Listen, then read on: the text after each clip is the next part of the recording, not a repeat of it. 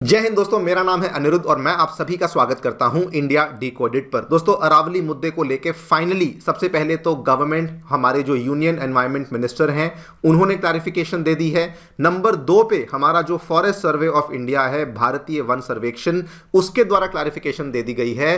And दोस्तों, number 3 पे हमारे सुप्रीम कोर्ट के मुख्य न्यायाधीश रह चुके जस्टिस BR गवई साहब, उनके द्वारा भी इस क्लैरिफिकेशन को दिया जा चुका है। आप लोग यहां पे देखते चलिए। सबसे पहले जो क्लैरिफिकेशन आई है, union environment minister Bhupendra Yadav साहब ने कहा है किसी प्रकार की नई माइनिंग को परमिट नहीं किया जाएगा। इन्होंने कई सारी बातें कही हैं, लेकिन नई दिल्ली में जितनी भी अरावली डिस्ट्रिक्ट्स आती हैं, वहां पर नई माइनिंग कहीं पर भी परमिट नहीं करी जाएगी। यहां तक कि पूरी अरावली रेंज में 700-750 किलोमीटर में किसी प्रकार की नई माइनिंग को परमिट नहीं किया जाएगा। इतना ही नहीं, इन्होंने अपनी क्लैरिफिकेशन में यह भी बोल दिया कि 90% ऑफ अरावलीज को प्रोटेक्ट किया जाएगा, चाहे किसी प्रकार की डेफिनेशन हो, चाहे किसी प्रकार की परिभाषा हो, लेकिन 90% ऑफ अरावलीज को इस पर्टिकुलर जजमेंट के बाद गवर्नमेंट के द्वारा प्रोटेक्ट किया जाएगा। उसके बाद दोस्तों, हमारा जो फॉरेस्ट सर्वे ऑफ इंडिया है, उन्होंने भी क्लियर कट बता दिया कि चाहे आप मीडिया, सोशल मीडिया, कहीं पर भी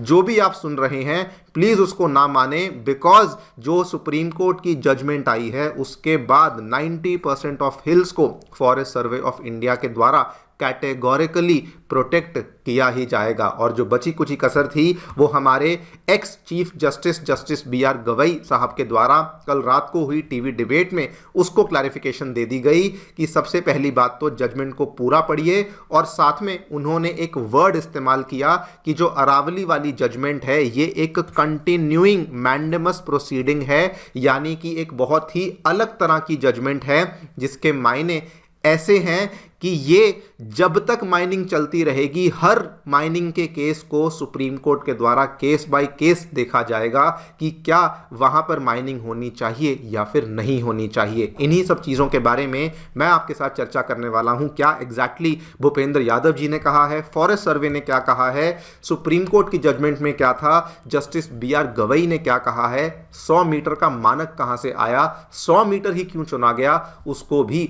हम लोग समझेंगे। आइए शुरू करते हैं मेरे साथ। मेरा नाम है अनिरुद्ध। यदि आप लोग हमें फॉलो करना चाहते हैं तो दिए गए टेलीग्राम चैनल्स के माध्यम से कर सकते हैं। आप लोग हमें हमारे व्हाट्सएप चैनल के माध्यम से भी फॉलो कर सकते हैं। अगर हमारे कंटेंट के साथ अलाइन होते हैं, हमें सपोर्ट करना चाहते हैं, तो दिए गए QR कोड के माध्यम से वो भी कर सकते हैं। Alright, directly coming to the news, क्या हमारे एनवायरमेंट मिनिस्टर ने कहा है? सबसे पहले उन्होंने क्लैरिफिकेशन दे दी कि देखिए, किसी प्रकार की भी माइनिंग लीजेस को अरावली हिल्स में ग्रांट किया ही नहीं जाएगा। मतलब कि जो पहले चल रही हैं बस वो चली जाएंगी, लेकिन कोई नई माइनिंग लीज को अप्रूवल नहीं दिया जाएगा। उसमें इन्होंने टर्म्स एंड कंडीशंस लगाई हैं, यानी कि जब तक किसी प्रकार का management plan for sustainable mining MPSM finalise नहीं हो जाता, किसी प्रकार की लीज नहीं दी जाएगी। उसके बाद सेकंड बात उन्होंने कही कि केवल 0.19% ऑफ द एरिया है अरावली में जो कि करंटली माइनिंग के लिए एलिजिबल है under the new definition, under the new legal framework. इसके अलावा कहीं पर भी और किसी प्रकार की माइनिंग अलाउड करी ही नहीं जाएगी। मतलब कि 99.81% में माइनिंग नहीं होने वाली है।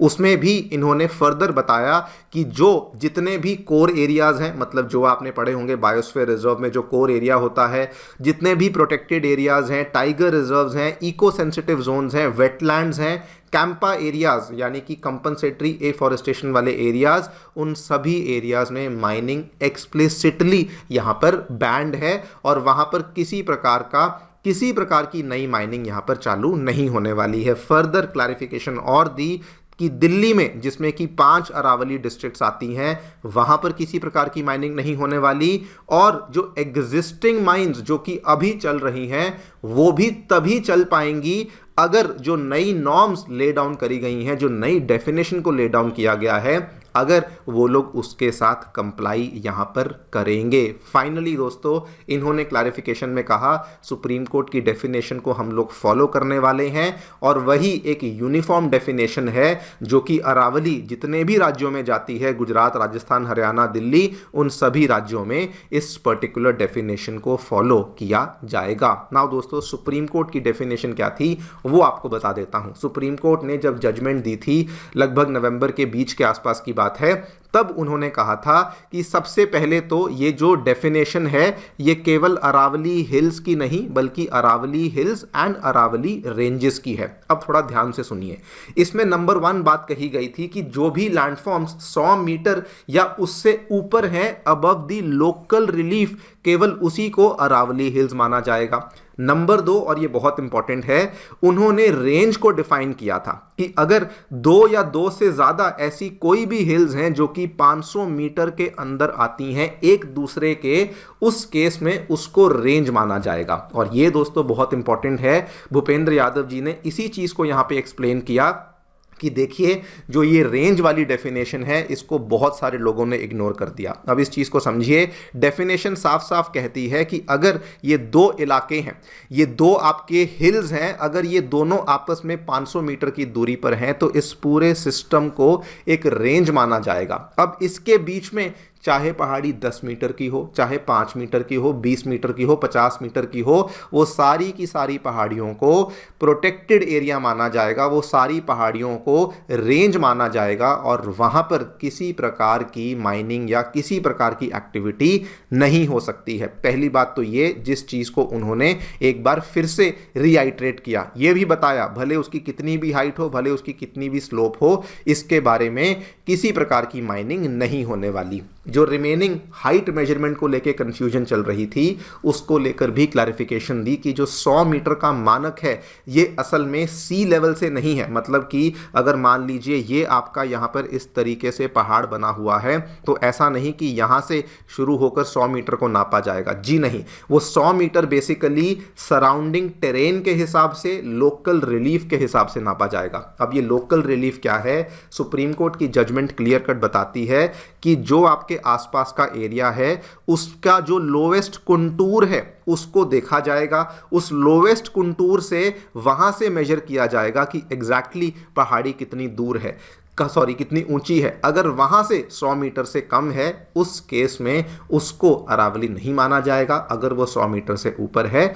उसको अरावली माना जाएगा। अब दोस्तों ये सिंपल भाषा में आपको बताऊं, जो लोग ज्योग्राफी पढ़ते हैं वो जानते होंगे कि पहाड़ केवल धरती के ऊपर नहीं होते, उनकी गहराई नीचे भी होती है, यानी कि वहां से भी आपकी हाइट को नापा जाएगा और उसी बेसिस पर ये वाली जो 100 मीटर का नंबर है ये यहाँ पे डिटरमाइन किया गया है। अब इसके बाद अगला क्वेश्चन ये भी आता है कि 100 मीटर ही क्यों? 100 मीटर लाने के पीछे का मेन रीजन है कि अभी तक जो अरावली वैसे तो 3-4 स्टेट्स में जाती थी, लेकिन असल में इसका जो डेफिनेशन है वो केवल और केवल राजस्थान गवर्नमेंट ने ही यूनिफॉर्मली दिया हुआ था 100 मीटर्स का, बाकी गवर्नमेंट्स के द्वारा इसकी डेफिनेशन नहीं दी गई थी और इसीलिए ये 100 मीटर की डेफिनेशन को यहाँ पर फॉलो किया गया है। जो दोस्तों बची कुची कसर थी वो कल रात को हुई टीवी डिबेट में, टीवी इंटरव्यू में हमारे एक्स CJI रह चुके जस्टिस BR गवई साहब ने, उन्होंने भी क्लियर कर दिया। सबसे पहले तो उन्होंने बहुत इंपॉर्टेंट चीज़ को एड्रेस किया, कहा कि अगर किसी को ऐसा लगता है कि सुप्रीम कोर्ट ने गलत किया है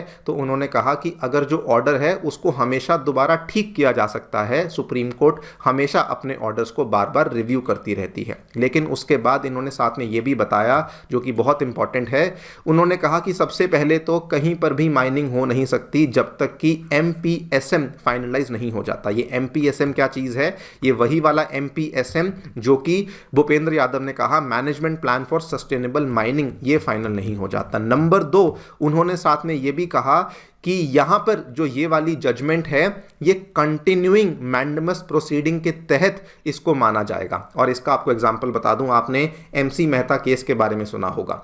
ये वैसा केस है जिसको कि सुप्रीम कोर्ट लगातार फॉलो करती रहेगी। मतलब कि ये नहीं कि जजमेंट हो गई तो मुद्दा बंद हो गया, ये मैटर क्लोज नहीं हुआ, बल्कि ये मैटर ओपन ही रहेगा, हमेशा ओपन रहेगा।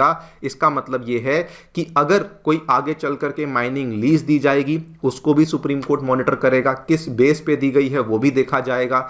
अगर किस एरिया में दी गई है वो भी देखा जाएगा, और अगर सुप्रीम कोर्ट को लगेगा कि जी नहीं यहाँ पे गलत हो रहा है तो वो फिर से वहां पर इंटरवीन कर सकती है। मतलब कि मामला केवल जजमेंट देने तक का नहीं है, मामला उसके बाद भी आगे चलता रहेगा और सुप्रीम कोर्ट वहां पर भी उस चीज को मॉनिटर करती रहेगी। ये दोस्तों सारी की सारी डेवलपमेंट्स हैं जो कि अभी तक हुई हैं। आई होप ये सारी चीज़ें आपको अभी तक हुई प्रॉब्लम्स को क्लियर कट यहाँ पर कर देगी। वैसे आपको बता दूं ये मुद्दा फिर से सुप्रीम कोर्ट जा चुका है। कल रात की ही खबर है, एक याचिका को दर्ज किया गया था 100 मीटर क्राइटेरिया को लेके, सुप्रीम कोर्ट ने उस याचिका को एडमिट कर दिया है। उसको लेके जो भी डेवलपमेंट होगी आपके सामने हम लोग पेश करेंगे। फिलहाल के लिए वीडियो में इतना ही। Thank you so much for listening. Stay tuned and stay safe.